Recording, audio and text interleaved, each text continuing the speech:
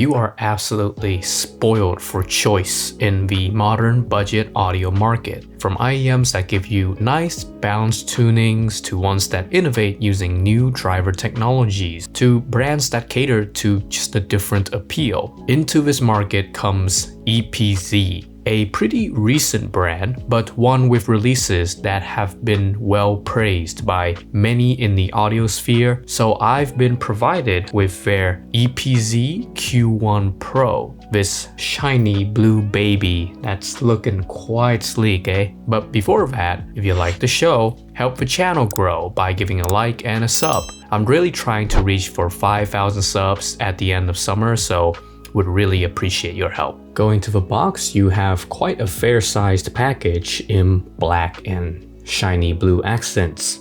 It opens with a magnetic flap to reveal some patterned parchment paper. And you get the Q1 Pro nestled in generous foam inserts and a nice blue pull tab. Below that is actually a compartment that is called storage box, inside of which stores the nice, smooth, velvety pouch along with the EPZ branding printed on it. Now within said pouch, you get free sizes of AET07 clone ear tips. Always a nice inclusion. And last but not least, it's the small user manual and the QC sticker. As for the cable, it's a copper-colored braided affair. Honestly, not the best fit with the Q1 Pro in terms of color matching, but it works well enough, and it's got both a chin slider as well as a Velcro strap. Now I want to go to the IEMs themselves. We have this very solid, high-quality resin build with golden pressure vents actually, and the faceplate is actually really nice. It's blue, so that already wins brownie points with me, but it also has a sort of subtle, glittery, shiny effect that glistens just right, and each pair will have a slightly different pattern. I'm totally down for this kind of nicer paint job treatment, even for a budget set like the Q1 Pros. So with the Q1 Pro, you're actually going to want to pair it with a sort of warmer, maybe darker source to tame the inherent brightness on here. And for ear tips, well, the stock AET07 clones already work quite well for fitment and comfort, so that's what I'll be sticking with for sound assessment. When you look at the Q1 Pro on the graphs, it aligns quite closely to the Harman target, but the modifications to the signature gives me an impression of a bright V shape in real listening. Low end on the Q1 Pro is just about right. You've got that bump in and fun sub bass energy, and the driver can dig into the deep bass registers quite nicely. That little extra mid bass deviation from the Harman line, it makes all the difference, imparting that little extra bit of bass impact without bleeding into the mids, keeping it clean, you know. Bass quantity is sufficient, I'd say. It's not too much, not too little. It's about right for most music, but the mid-range and the treble spice, it will take precedence over the low end. The driver itself also takes EQ quite well, so if you want to jack up the rumble factor, that's quite doable as well. Usually, I have some issues with shoutiness when you have a straight Harman-tuned IEM, but the Q1 Pro thankfully does not exhibit much of this. Lower mids are quite neutral, with just a pinch of warm to keep it from going sterile. Upper mid-range is a bit more wild. It's got that bite that pairs quite well on EDM and heavier genres. I love listening to Mode Step's Summer on this IEM because the bass is bumping, the synths are blaring, and it's got that grunge to it that intensifies the whole song. Slips and Slurs Divided also is a dirty song, but with the Q1 Pro's fiery peanut gain region, it makes a dirty song filthy. With female vocals, the Q1 Pro goes a little bit too cavalier though. If I go to Cap Slap's If We Were Alone, the singer sounds just a little unfocused, with some hoarseness present.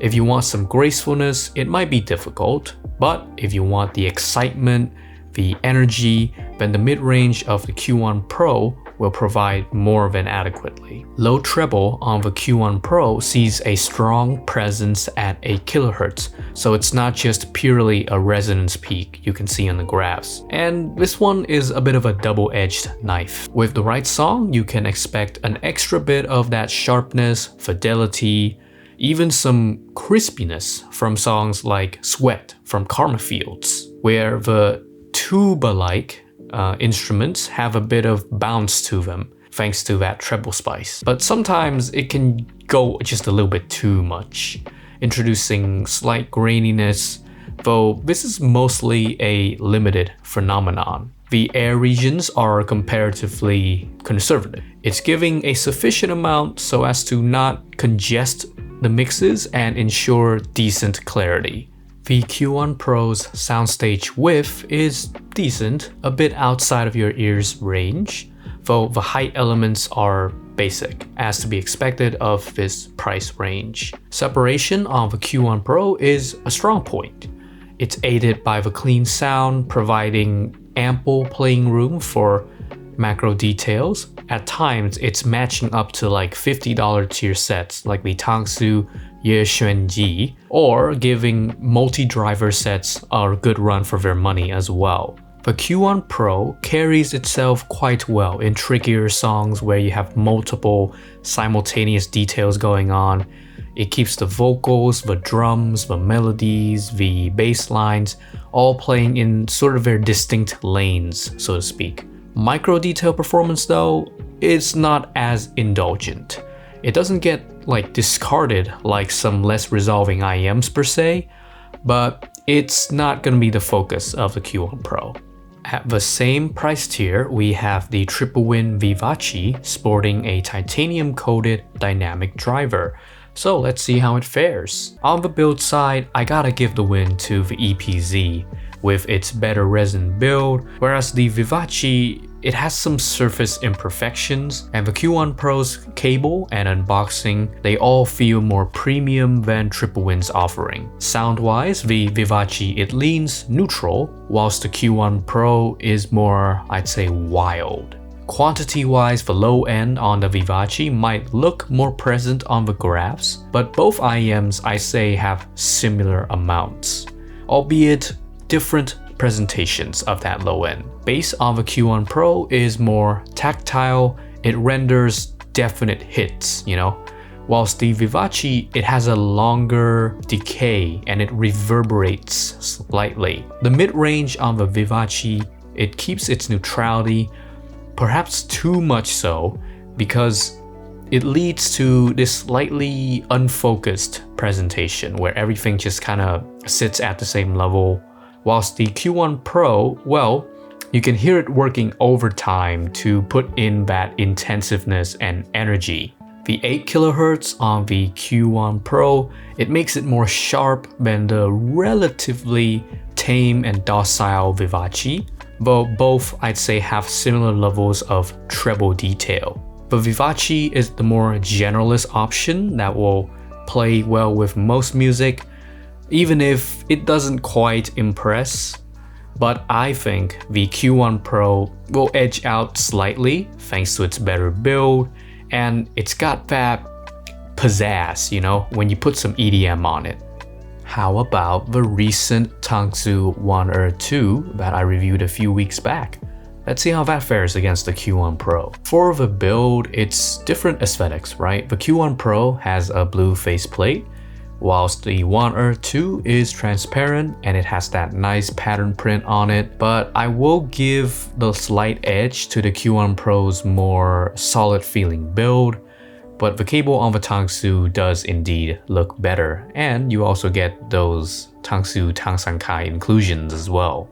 Both IEMs have a fun, engaging type of sound, but the Wan'er 2 is still a little more calm, whilst the Q1 Pro, it goes all out. Bass-wise, the EPZ IEM is, I'd say, a bit more present compared to the second Wan'er. Now onto mid-range, the lower mids on the Tangzu IEM emphasizes warmth more in its signature than the relatively neutral Q1 Pro. with upper mids on the EPZ IEM being brighter and more intense. Treble on both extend fairly well, but the Q1 Pro, it has more sharpness, whilst the Wan'er 2, it merely has just enough to sort of balance out the sound, a little bit brighter than usual, but not something like super overemphasized. The technical aspect is a close race too, the Wan'er 2 being a match actually in terms of macro detailing and overall separation. Though in some cases, I think the Q1 Pro will be able to extract some extra nuances from the music better. Tonality-wise, I like the Wan'er 2 more. It's more consistent with most music, whilst the Q1 Pro, it edges out slightly on the technical side of things, and its sound is more geared towards casual enjoyment of heavier genres. To cap it all off, the EPZ Q1 Pro, it's kind of like that hit of espresso that wakes you up in the morning. It's bold, lively, unapologetically energetic. It bases its sound on the battle-tested and proven Harman signature with EPZ's own modification to the mid-range and treble, turning it into a bright and impactful V-shape. While not the most refined, I'd say, it trades that elegance in portraying romantic vocals in order to min-max itself as a wicked option for EDM fanatics. True to the quite vibrant and eye-catching faceplate that it wears. So for those seeking a more fiery delivery, the Q1 Pro deserves a shot.